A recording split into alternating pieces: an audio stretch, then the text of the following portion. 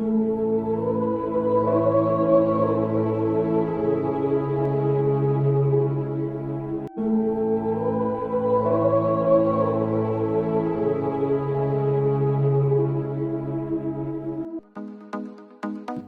আপনারা যে এখন নদীটি দেখতে পাচ্ছেন, এটাই হলো ছোট যমুনা নদী। এই নদীর দুই কূলে গড়ে উঠেছে নওগাঁ শহর। এই নওগাঁ শহর থেকেই শুভেচ্ছা জানাচ্ছি ট্রাভেল উইথ হাসনাত চ্যানেল থেকে আবুল হাসনাত। আজকে আমি যাব এই নওগাঁর দুবলহাটি রাজবাড়িতে। আমি গিয়ে জানাবো সেই রাজবাড়ির বর্তমান কী অবস্থা এবং ইতিহাস সম্পর্কে। নওগাঁ শহরের বুক চিরে যাওয়া এই নদীটির রূপ এমন ছিল না।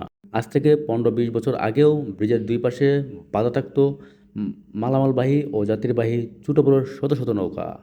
এখন এই শূন্যতা দেখে বুকটা যেন হাহাকার করে উঠল। নওগাঁ শহর থেকে দুবলহাটি রাজবাড়ির দূরত্ব মাত্র 6 কিলোমিটার। একটি ইজি বাইক নিয়ে রওনা দিলাম আমি।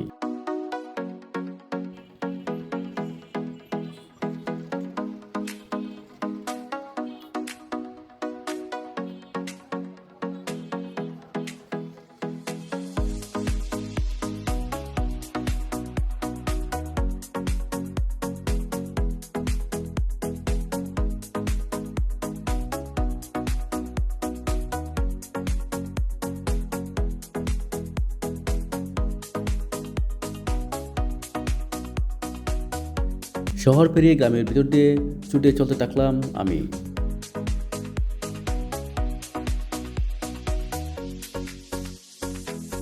একটু পরে দেখা মিলল তালতলি বিলে। বিশাল বড় বিল। বিকালে এখানে অনেক মানুষ আসেন উপরে মুক্ত বাতাস নিতে।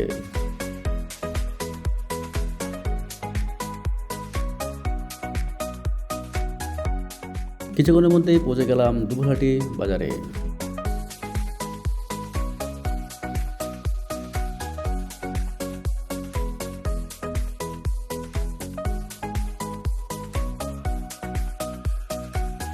বাজার পার হয়ে বাম দিকে মোড় নিতেই চোখের সামনে ভেসে উঠল রাজবাড়ির বিশাল বড় প্রবেশদ্বার।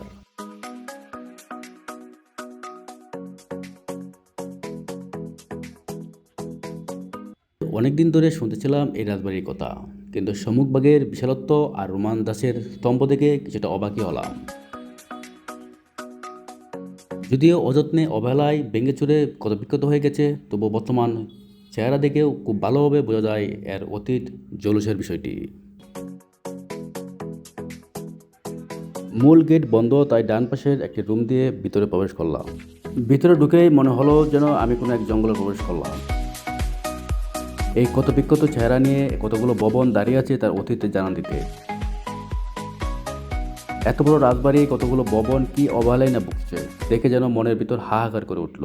বাড়িতে নয়, যেন এক আস্ত কঙ্কাল দাঁড়িয়ে আছে। এই ভবনগুলোর ভিতরে পা রাখতেও আমার ভয় লাগছিল। কতটা রাক্ষসী হলে মানুষ দরজা জ্বালানোর পাশাপাশি এভাবে ইটগুলো কুলে নিয়ে যেতে পারে। আদতে কোনো এক সময় মানুষই তৈরি করেছিল এই রাজবাড়ি, আবার সময়ের পরিক্রমায় মানুষই তা ধ্বংস করে দিয়েছে।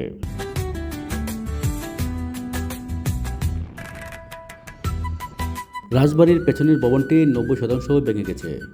সামান্য অংশ দাঁড়িয়ে আছে, এটাও যে কোনো সময় ধসে পড়বে মাটিতে।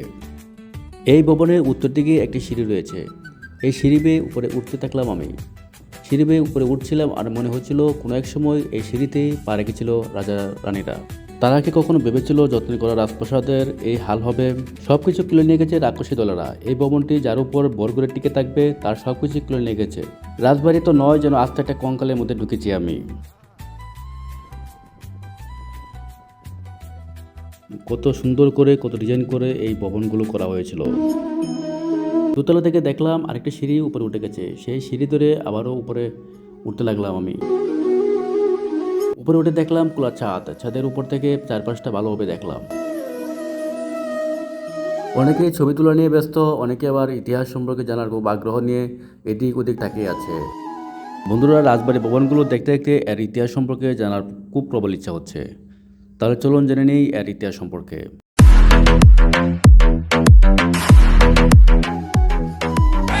1753 সালে রাজা কৃষ্ণনাথ 14,04,95 টাকা দিয়ে লর্ড কর্নওয়ালিসের এর কাছ থেকে পত্তন নিয়ে এ রাজ্য পরিচালনা শুরু করেন।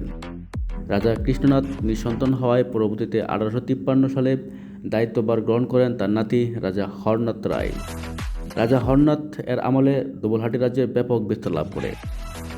তিনি দুবলহাটির রাজপ্রাসাদের সৌন্দর্য বৃদ্ধি, নাট্যশালা নির্মাণ এবং প্রজা সাধারণের সুপ্রিয় পানীয় জলের কষ্ট দূর করার জন্য রাজপ্রাসাদের কাছে পার্শ্ববর্তী এলাকায় অনেক পুকুর খনন করেন। 1864 সালে রাজপরিবারের উদ্যোগে একটি স্কুল নির্মাণ করেন। পরবর্তীতে স্কুলটির নাম রাজা হরনাথ উচ্চ বিদ্যালয় করা হয়। জমিদারি প্রথা বিলুপ্তির পর রাজা হরনাথ রায় ভারতে চলে যান। কালের সাক্ষী হয়ে রয়ে যায় সুবিশাল এই ভবনগুলো। এই রাজবাড়িতে সব মিলে 60টি উঠান এবং প্রায় 300টি ঘর ছিল। প্রাসাদের ভিতরে ভবনগুলো কোনোটি 3 তলা, কোনোটি 4 তলা।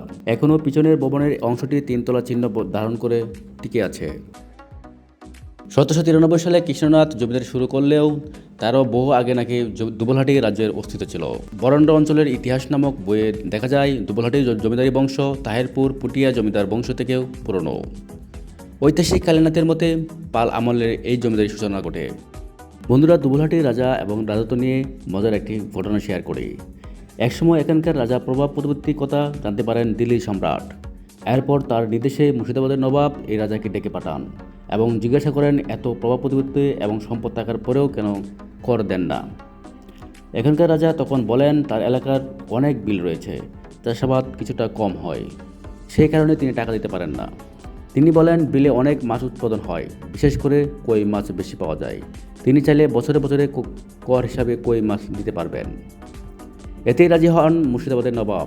তিনি বলেন প্রতি বছর যেন তাকে 22 কাহন করে কই মাছ দেওয়া হয়।